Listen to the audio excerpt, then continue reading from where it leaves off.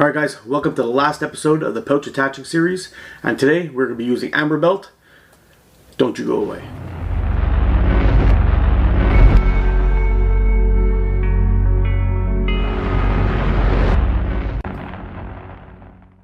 Alright, for this episode we're going to be needing a band tying jig, a set of pre-cut bands to whatever taper you enjoy, some Amber Belt, a pouch, and we are going with black today, and we'll see how this goes. Using ribbon to attach my pouches to my band sets has never really been my favorite. I always found that the ribbon kind of, once it gets pulled out tight, kind of gets hard. You could feel it after getting a couple of shots in and it's really stretched out. And I found it cut into my bands. It always failed right at where the band comes out of the wrap. And it was starting to cause me trouble, and I was losing bands premature-ish, maybe. Who knows? But I think I may have found a way around that, and I kind of started doing it by accident. And then I saw another video from Caddyshack Catapults. He was doing it too, and well, I'm gonna bring you in close. We're gonna take a look at it and see how it works. Just a quick disclosure. Originally, when we did this, we were shooting, I believe it was 20 to 15 or 20 to 12 bands cut. I have been shooting 25 to 20 recently. So we are going to adjust. I've made 3 other band sets in the exact same way for the cuffs, for the constrictor knot, crystal string, and now we're going to do the Amber Belt. And then we're going to shoot. My reason for doing this this way is all of a sudden finding 8mm steel in Canada is like finding toilet paper during the COVID era. It's almost impossible, and the price of it is ridiculous. Alright guys, so when I get started, you'll see these little side holes here are kind of small, and we are putting a fat chunky band on there. So let's go ahead and stretch these guys out. I like to just slide them over the post here and just give them a little tug. I know I'm a little bit out of frame here, but I apologize for that. You can see here a little bit of the difference in the holes. This one's tiny. This one's opened up quite a bit. So again, we'll just slide. We'll pinch off one corner. We'll pop it through.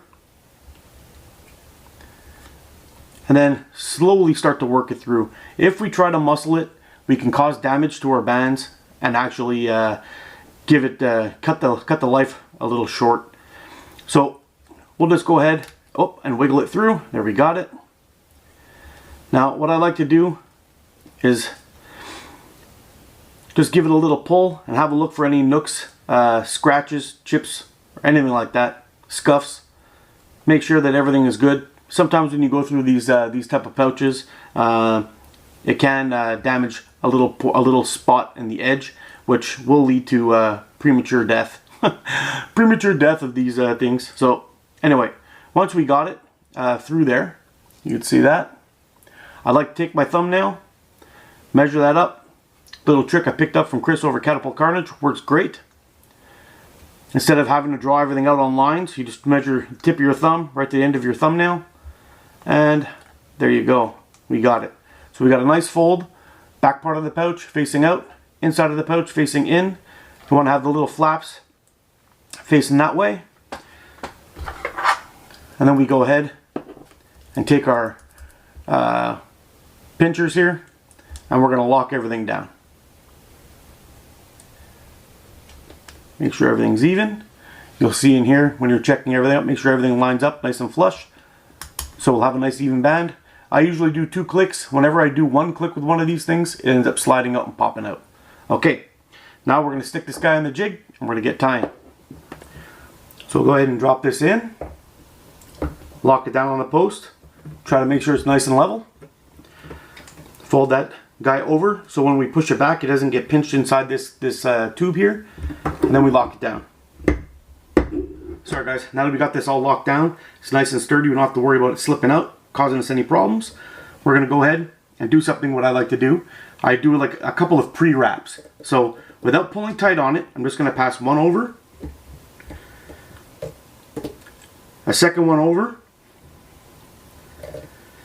And then this one here, I'm going to wrap around the front one time. So we basically got 3 wraps over here now.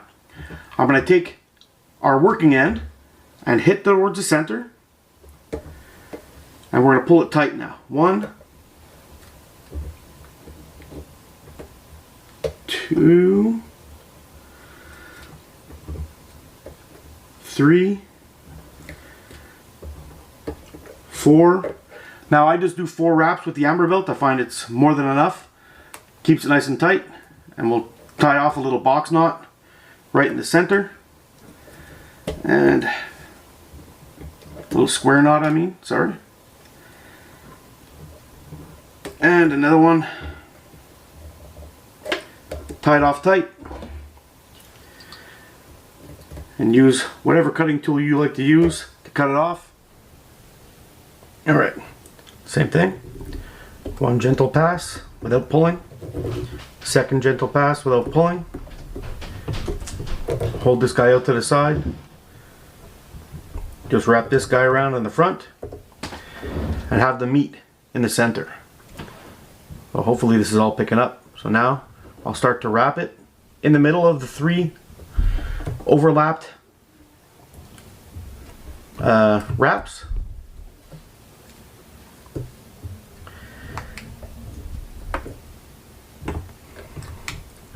One more to make 4. Right. Now our little square knot.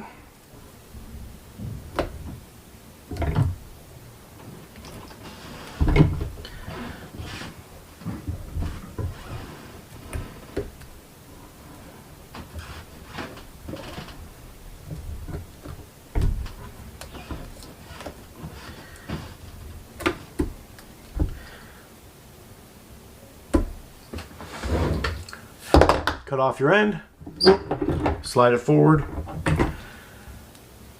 and then if that little bit doesn't roll down, what I like to do is I just grab the 2 ends, give a little pull like that, and then it rolls up the ends on both sides quite nicely, and you have a perfectly little prepared band set ready to go. I'll see if I can get you a close-up now. Alrighty folks, as you can see, hopefully you can pick this up on the camera. I can barely see it on my screen here, but you see at the very edges of the amber belt wraps, you can see it's got like a little roll coming up right onto the center. Well, that's the little roll I was telling you about. Now to achieve this, sometimes when you first wrap it and you release the band set, it doesn't really work.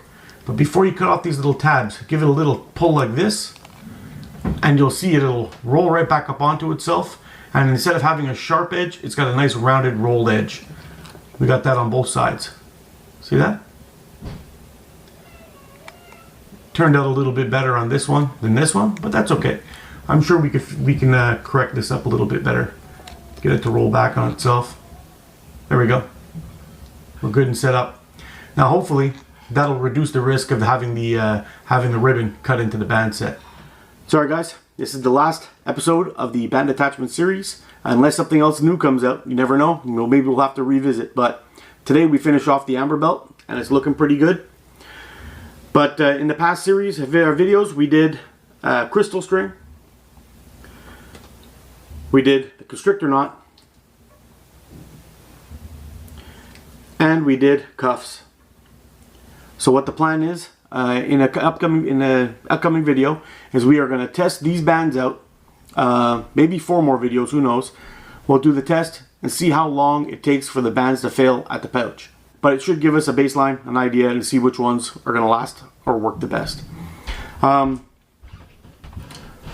First thing that we're going to end up doing is I got a crony here. We got them all hanging up on this crony, as you can see here. What we're going to be doing is we're going to be shooting some shots through these little loops here. We're going to test the speed of them on the first 3 shots, then we're going to shoot 97 more shots. So 100 shot intervals and see how long these bands last, and we're going to keep on going, and at every 100 shots we're going to test 3 more shots and get an average of how fast these bands are shooting.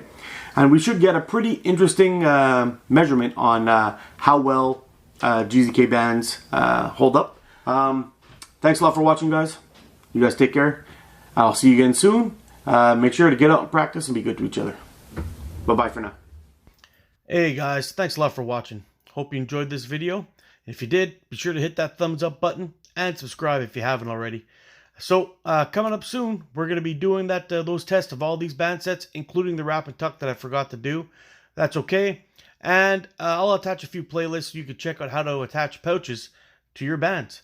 You guys take care. I'll see you again soon, and be good to each other.